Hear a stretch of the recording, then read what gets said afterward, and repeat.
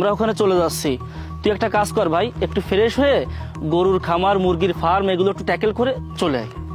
কিন্তু ভাই আমি তো চিনি না। ও তাই তো। এ শ্রুতি, তুই একটা কাজ কর, তুই থেকে যা, তুই দীপ্তকে নিয়ে আয়, আমি মা বাবাকে নিয়ে যাচ্ছি। ঠিক আছে ভাইয়া। আচ্ছা বাবা চলো।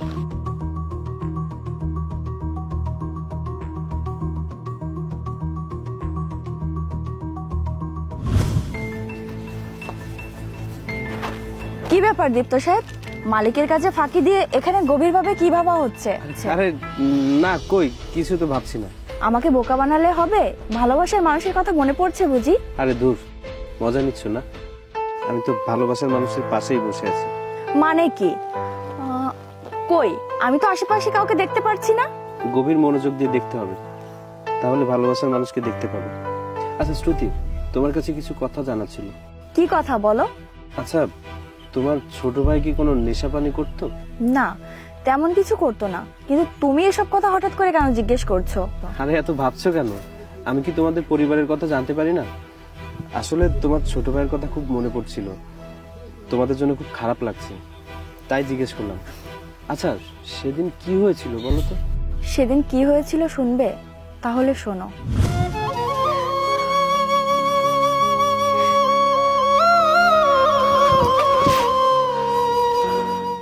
বাবা, মা, রাজুর কি হয়েছে? ভাইয়া, আমাদের ছোট ভাই স্ট্রোক করে মারা গেছে। ও আমাদের ওই পুকুর পাড়ে পড়েছিল। ভাই, ও ভাই, তুই আমাকে না বলে চলে গেলি ভাই। এই দেখ তোর বড় ভাই তোর সামনে বসে আছে ভাই, তুই আমাকে একটা বার ভাই বলে ডাক ভাই, একটা বার ভাই বলে ডাক।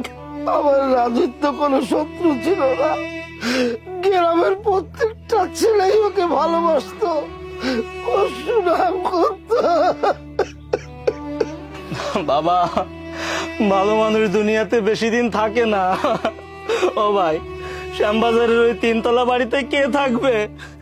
সচিবালয়ের সরকারি চাকরি কে করবে? বাবা, আমার কি সর্বনাশ হয়ে গেল। এই বাড়ি থেকে কি আমাদেরকে কল করা হয়েছিল? হ্যাঁ অফিসার, আমি আপনাকে কল করেছিলাম। আমার ছোট ভাই স্ট্রোক করে মারা গেছে, কিন্তু মা বলছে ওকে হত্যা করা হয়েছে। এখন এই বিষয়টা আমরা কিভাবে হ্যান্ডেল করব? দেখুন, আইন তো প্রমাণ ছাড়া কোনো কাজ করতে পারে না। সেক্ষেত্রে লাশটা আগে আমাদের পোস্টমর্টেম করতে হবে, সেই রিপোর্টের ভিত্তিতে আমরা তারপর সামনে এগোতে পারবো। অফিসার, আপনি তাহলে তাই করেন। ও মা, মা এসব করার কোনো দরকার নেই মা, আমার ভাই তো কোনো শত্রু ছিল না রে মা। আলাউদ্দিন সাহেব, লাশটা পোস্টমর্টেম করার ব্যবস্থা করুন। দেখুন মিস শ্রুতি, আপনার ভাই কিন্তু স্ট্রোক করে মারা যায়নি। আমার ছোট ভাই স্ট্রোক করে মারা যায়নি, তাহলে ওকে কারা মেরেছে? এখন দেখুন, আপনার ভাই কিভাবে মারা গিয়েছে সেটা তো আমরা বলতে পারবো না, তবে পোস্টমর্টম রিপোর্টে এসেছে যে তাকে শ্বাসরুদ্ধ করে মারা হয়েছে। কি বলেন স্যার? আমাদের তো তেমন কোনো শত্রু নেই, কি আমার ভাইকে মারলো? দেখুন মিস শ্রুতি, ঘরের শত্রু বিভীষণ। এমনও তো হতে পারে যে খুনের সাথে আপনাদের পারিবারিকভাবে কেউ জড়িত আছে। আপনি কোনো চিন্তা করবেন না, আইন তার সত্যতা দিয়ে আপনার পক্ষে লড়বে। আপনি বাড়িতে যান, এই খুনিকে ধরার দায়িত্ব আমাদের। আচ্ছা ঠিক আছে স্যার। দেখ বোন, এইসব রিপোর্ট কখনো সত্য হয় না। তাছাড়া তুই একটাবার ভেবে দেখ না, আমাদের কি কোনো শত্রু আছে নাকি যে রাজুকে মেরে ফেলবে? দেখো ভাইয়া, মা যেহেতু সন্দেহ করছে, সেখানে যাচাই বাছাই করে দেখতে আমাদের সমস্যা কোথায়? না, সমস্যা নেই। একদিকে ভাই মরার শোক, অন্যদিকে থানা পুলিশ ট্যাকেল করা একটা অসম্ভব ব্যাপার। যাই হোক, তুই যেটা ভালো মনে করিস সেটাই কর। ঠিক আছে ভাইয়া, পুলিশের কাজ পুলিশকে করতে দাও, দেখি তারা কি রেজাল্ট দেয়। আচ্ছা ঠিক আছে, চল। সবই তো শুনলে, তোমার কাছে কি মনে হয়, আমার ভাই কি স্ট্রোক করেছিল নাকি ওকে হত্যা করা হয়েছিল? আরে সেসব আমি কিভাবে বলবো? আমি গ্রামের কৃষি কাজ করি, আমি কি অত কিছু বুঝি নাকি? আচ্ছা, তোমার ছোট ভাই কি কোনো খারাপ আড্ডায় লিপ্ত ছিল? আরে না, ও কলেজ আর বাড়ির বাইরে তেমন কোথাও যেত না, নিজেকে প্রতিষ্ঠিত করার জন্য অনেক চেষ্টা করত। কি থেকে যে কি হয়ে গেল আমরাও বুঝতে পারিনি।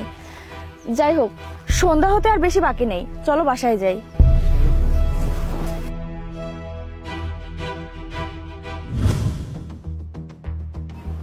কিরে মা শ্রুতি, আসতে এত দেরি করলি কেন? বাবা, পুরনো বাড়ির কাজ সব সেরে তারপরে তো আসবো। শোন, আমরা একটা আলোচনা করেছি, আগামী শুক্রবার তোর ছোট ভাই রাজুর জন্য দোয়ার অনুষ্ঠান করব। আচ্ছা, তোর পার্সোনাল কেউ থাকলে মা দাওয়াত দিতে পারিস। ঠিক আছে বাবা। শ্রুতি, ছেলেটার খাবারের ব্যবস্থা কর, ওকে তো আবার পুরান বাড়িতে ফিরে যেতে হবে, তাছাড়া রাতও হয়ে গেছে। এ তুমি কেমন কথা বলছো? ও কেন পুরান বাড়িতে ফিরে যাবে? এখানে তো অনেক রুমই ফাঁকা আছে, তাছাড়া ও তো আমাদের একজন পরিবারের সদস্যের মতোই। না চাচা, সমস্যা নেই, আমি পুরনো বাড়িতে থাকতে পারবো। কি ব্যাপার দীপ্ত, তুই বাবার মুখের উপর কথা বলছিস কেন? আজকে আমার ছোট ভাই রাজু যদি বেঁচে থাকতো তাহলে তো একটা রুমে থাকতো। তুই না হয় আমার ছোট ভাইয়ের জায়গাটা দখল করে একটা রুমে থাকলি, তাতে সমস্যা কি? আলামিন তো ভালো কথাই বলেছে। আলামিন ওর ছোট ভাইকে অনেক ভালোবাসতো। তুমি আর না করে না বাবা। ঠিক আছে চাচা, আপনারা যেটা ভালো মনে করবেন। চলো তোমার রুমটা দেখিয়ে দিই।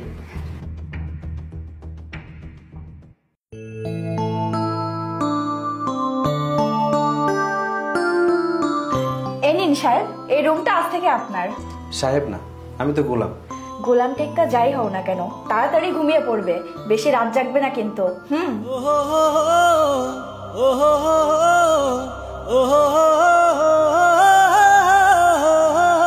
কি হলো, হাত ধরলে কেন? কেন, হাত কি ধরা যাবে না? জানি না। রাত 12টার পরে তোমার জন্য ছাদে অপেক্ষা করব, আসবে তো? জানি না।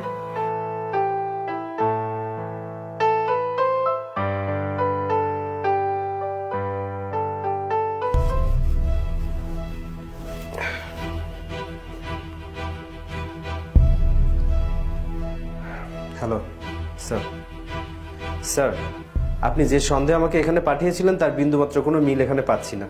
এখানের প্রত্যেকটা মানুষ খুব হৃদয়বান, আমার সাথে খুবই ভালো ব্যবহার করেছে। আমার মনে হয় না এদের ভিতরে কেউ সাসপেক্ট আছে। দীপ্ত, আপনি আরো মনোযোগ দিয়ে কাজ করুন। মনে রাখবেন, প্রত্যেকটা গোলাপেই কিন্তু কাটা থাকে। আমার অভিজ্ঞতা দিয়ে বলছি, এই খুনের সাথে তার পরিবারের কেউ না কেউ জড়িত আছে। Okay sir, I am trying to hard.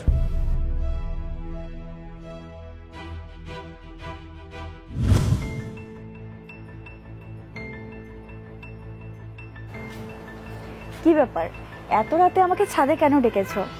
কেন ডেকেছি জানি না, তবে তোমার সাথে সময় কাটাতে আমার ভালো লাগে। কেন, আমি তোমার কি হই যে আমার সঙ্গে কথা বলতে তোমার ভালো লাগে? শ্রুতি, আমি তোমাকে ভালোবেসে ফেলেছি। আমি জানি এই কথা বলার পরে এই বাড়িতে আমার আর স্থান থাকবে না। আমার মনে হয় আমি অনেক দেরি করে ফেলেছি। তুমি আমাকে ফিরিয়ে দিও না। I love you. I love you. কি ব্যাপার শ্রুতি, তুই ছাদে কেন? ভাইয়া ঘুম আসছিল না, তাই একটু ছাদে এসেছিলাম। আরে যা, নিচে গিয়ে ঘুমানোর চেষ্টা কর। আচ্ছা ঠিক আছে।